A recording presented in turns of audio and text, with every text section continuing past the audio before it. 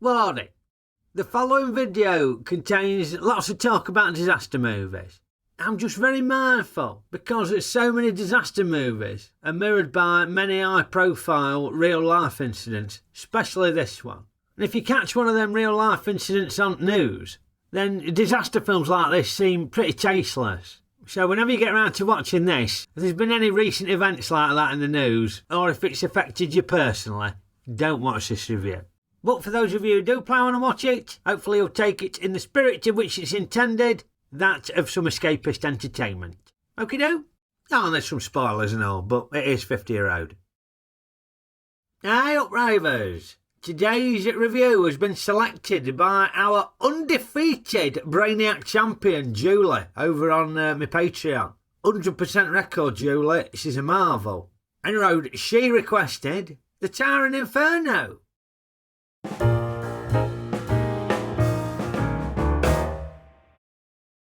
Now, your 1970s disaster movie, that's a genre in its own right, that, isn't it? The all-star cast disaster movie. Normally very high budget, mainly because of the amount of stars they've got in them. And a bit of a mixed bag, some really good, some not so good, especially the sequels. But it sort of died out after the 70s, I think. Until more recently, with the advent of the old CGI, we've had a lot more disaster films in recent years, I think. But they tend to be on a more apocalyptic scale, probably because of the stuff what they can do with the CGI. It's stuff like asteroids hitting the planet, or freaky weather conditions, or phenomena like that. Yeah, and again, some of them are good, some not so good. Anyway, The Towering Inferno kicks off with a chopper shot. Yes, a helicopter flying over the ocean. Now, right off the bat on these credits, we can see here the stars are Steve McQueen, Paul Newman. Notice how Steve McQueen's name is lower than Paul Newman's, but it's further to the left. Obviously in the Western world, we read from left to right, but Newman and McQueen were having the proverbial Todger measuring contest, and they both wanted top billing. Well, you can't give them both top billing, can you? Somebody's name has got to come first. Well, this is the way they got round it. McQueen's name were first, but it were lower. Paul Newman's name were over on the right, but it were a bit higher up. They had that on the poster and all. Apparently William Oden wanted top billing and all, but they said, nah mate, you ain't the big star, it's these two. Anyway, the titles are accompanied by a cracking John Williams soundtrack.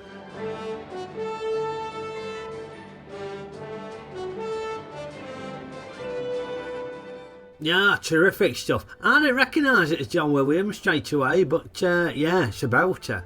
And yes, Irwin Allen's production of The Towering Inferno. Irwin Allen, he did Poseidon Adventure and all, didn't he, Irwin Allen? So he was synonymous with the 70s disaster movie. And we see the chopper fly through the clouds over the Golden Gate Bridge in San Francisco. Iconic landmark, Golden Gate Bridge, isn't it? Popped up in loads of movies. Takes some hammer and all, especially in disaster movies. It gets destroyed a lot. Obviously cut some corners with the building materials, didn't there? Hey, here's some pub quiz trivia for you. Humber Bridge has a longer span than the Golden Gate Bridge by about 100 odd metres. British equivalent Humber Bridge, isn't it? Although I don't recall it being destroyed in many disaster movies. Only thing I can remember the Humber Bridge in were Bidebeck, and Trevor Chaplin didn't have the right money for the toll, so he had to turn around, which is a bit of a disaster, I suppose. Anyway, as the chopper flies across San Francisco, we can see that its passenger is Paul Newman. And we see him flying towards a matte painting of a ginormous tower that he subsequently lands on top of. And Newman looks very relieved to have got there in one piece. Ain't a big vote of confidence for the pilot, that, is it? I'm just delighted we made it.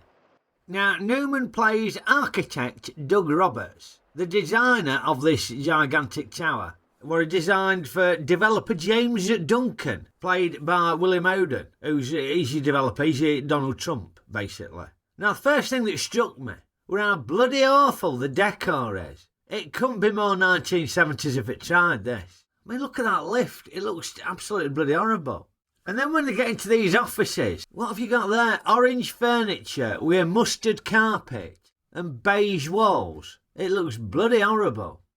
Now, Doug Roberts' architect's office is based in the skyscraper, But as soon as he arrives, loads of folk are pestering him about stuff. Seems like there's loads of teething troubles with the tower. But Roberts has got more pressing matters. He's got to have it off with Faye Dunaway in the room next door. And while he's having it off, a fire breaks out in the main utility room. Evidently due to some dodgy circuits or wiring or something like that. So Roberts and his chief engineer Will Giddings raise their concerns with James Duncan. Not least because there's supposed to be some red carpet opening ceremony that day with loads of important bigwigs rocking up. You know we haven't even finished installing the safety equipment. The party should have been put off for at least another month. Hold it, Will, hold it.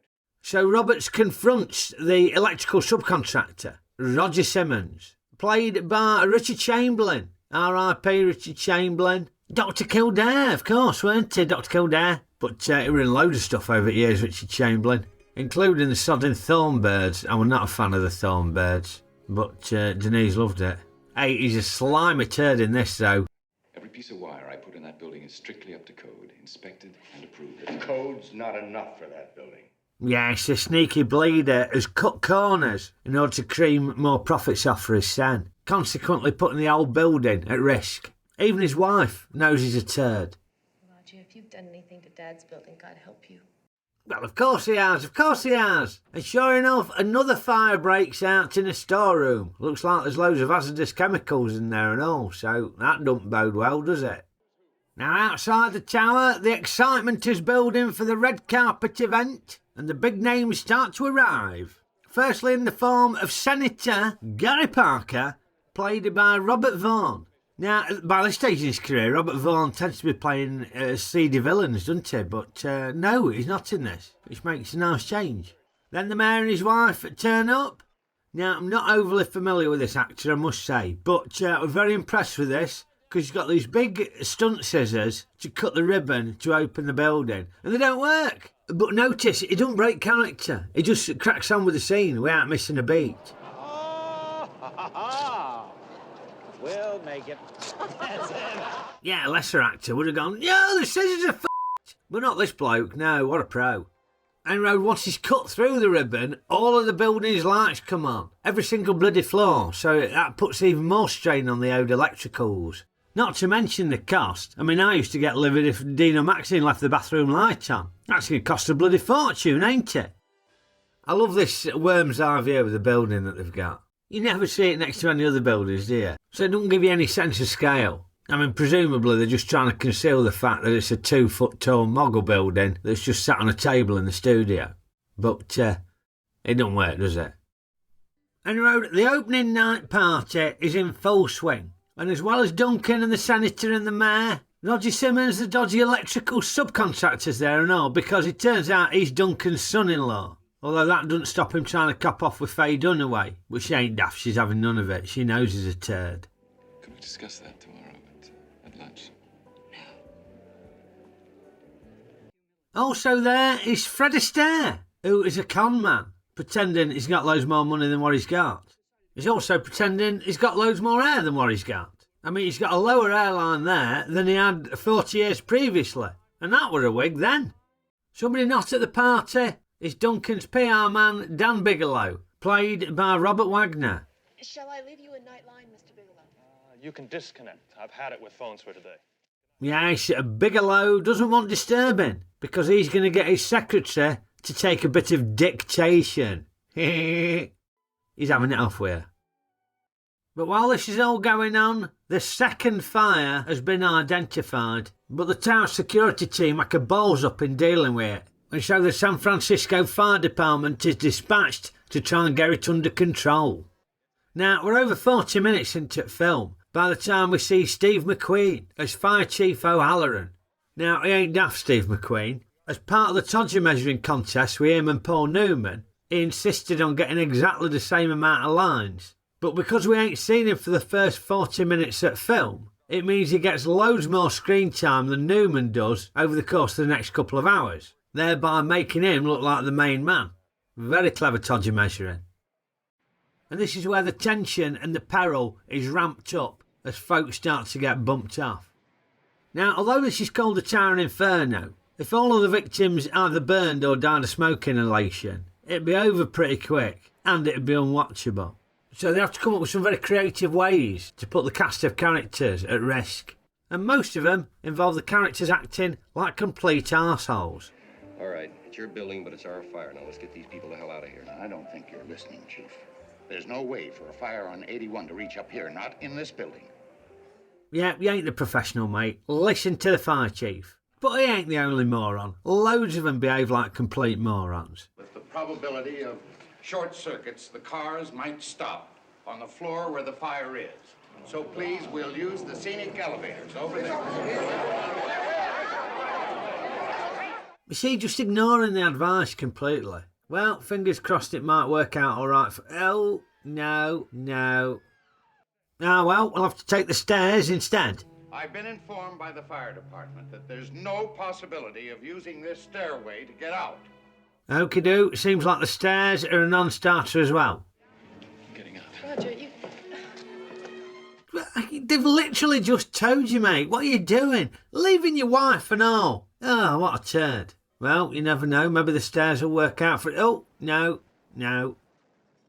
Righto, so the stairs ain't an option. How about a helicopter from the roof?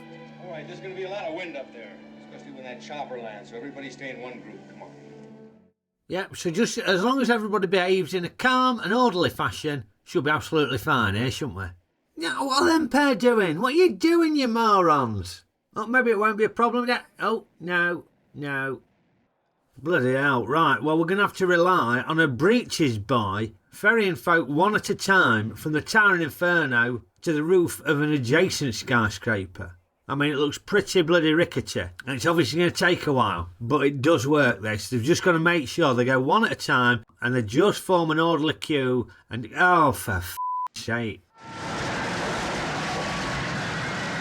But perhaps the most moronic behaviour is Dan Bigamist, who, after he's finished having it off with his secretary, realises that the building's on fire. So what does he do? He tries to ring for help. Except he got his other secretary to cut the phones because he didn't want disturbing while he were having it off. Dan? Yeah. Oh, you silly bugger. Well, he's obviously going to tell his secretary the news and they'll presumably try and make a run for it while the fire's not too bad. Help's on the way. Oh, you silly bugger. And you're thinking, what is his end game here? They're just going to sit tight and hope the fire burns its head out. Because when it's apparent that nobody's coming and the fire has got infinitely worse, that's when he decides to go for help. So what PPI could he use to protect him from the flames? A wet towel draped over his head so he looks like Mother Teresa. So he's going to make a run for it, is he? Well, you never know. If he's quick and agile, he might make it. Oh, no. Well, that's surprising, because he did have a damp towel on his head. Now, as time goes on, the folk at the party are starting to realise that their numbers may be up, including Fred Astaire's conman, who confesses all to the woman who was trying to rip off. You can see the wig there at the back. It's like the old hairpiece, isn't it? It ain't just like a crown topper on the top, but it's the whole thing. Look at the back there. Anyway, this lady obviously don't get out very much because it doesn't bother her at all that Fred Astaire's a conman and we're trying to rip her off. Well, then tell me you're shocked, or at least disappointed. But I'm not. Oh, that's nice, isn't it? I'm sure they're both going to come out of this alive and live happily ever after. Oh, no. Yeah, she falls out at scenic elevator. Takes a nasty bump off the tower there and all. But it's a good bit, this. Very exciting and tense. As Steve McQueen choppers in to attach a hook to the scenic elevator. Although we've seen the helicopter wouldn't be able to get that close, would it? Its blades would hit the building and it'd blow up. But that's by the by. Yeah, they have to lower the scenic elevator safely back down to the ground and save the remaining passengers. As well as this fireman, who McQueen is doing his damnedest to hold on to. Just long enough so that by the time he drops him, he lands safely on the inflatable crash mat. I love this bit. Obviously just been through a very traumatic incident. But McQueen's got a job to do, ain't he? Just a firm handshake will do. No hugging or out like that. We ain't got time for that nonsense, no. Because McQueen is told that the fire is out of control.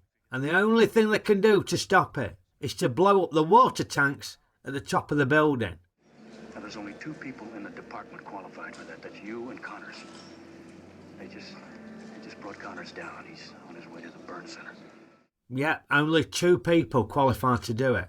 And yet when he gets to the top of the building, he does half a job and ropes Paul Newman in to do the other half. Got it? I got it. So it can't be that bloody difficult, can it? Anyway, the film's climax involves these water tanks blowing up, and we get some more ropey special effects here. Because when you make scale models of things, the one thing you can't scale is the water. So the droplets look ginormous compared to the water tanks and buildings. Looks like they've been filming it in the director's bath. And the road is so dangerous blowing up these water tanks that more folk bite the dust, and we don't know who's going to live and who's going to die. But of course, McQueen and Newman, they're the stars, they're top billing. They make sure that they make it to the end, don't they? And Fred Astaire makes it to the end and all. But it's sad this, he's looking for his lady friend and doesn't know she ain't made it. Not sure he wants to look after her cat though. He's only just met her. Now he's lumber with a cat. They ain't cheap, cats. He's a con man with no money. He won't be able to afford to look after a cat. Probably put it on eBay. Okie-do, on to Ray's ratings. Well, I'll be honest, I can take or leave disaster films normally. Not the biggest fan of them, but in the same breath, you know, I can sit and watch one on a bank holiday. So my expectations ain't really that high, probably 2.5 stars. But I've got to be honest, with the Town of Inferno, if it's on telly, I normally always end up watching it. Even though it's pretty long, I don't get bored, I don't find it drags.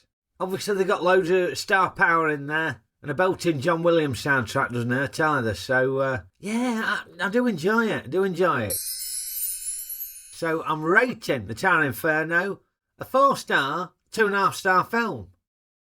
Now, I appreciate I've been a little bit critical of the special effects, so I feel it's only right that I should acknowledge this fantastic special effect that they achieved at the crescendo of the movie, as the water tanks explode and the water is gushing through to extinguish the flames. And the water pressure is so unbelievably high, it's forcing everybody loose of their knots, what they tie themselves down with.